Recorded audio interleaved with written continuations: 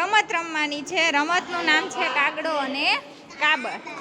જ્યારે હું કાગડો બોલું ત્યારે તમારે અહીંયા મેં જે વર્તુળ દોરેલું છે એ વર્તુળની અંદર આવવાનું, અને જ્યારે હું કાબર બોલું ત્યારે તમારે વર્તુળની બહાર રહેવાનું છે.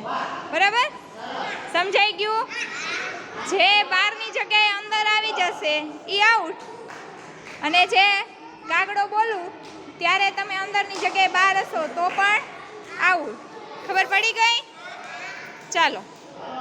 કાગડો,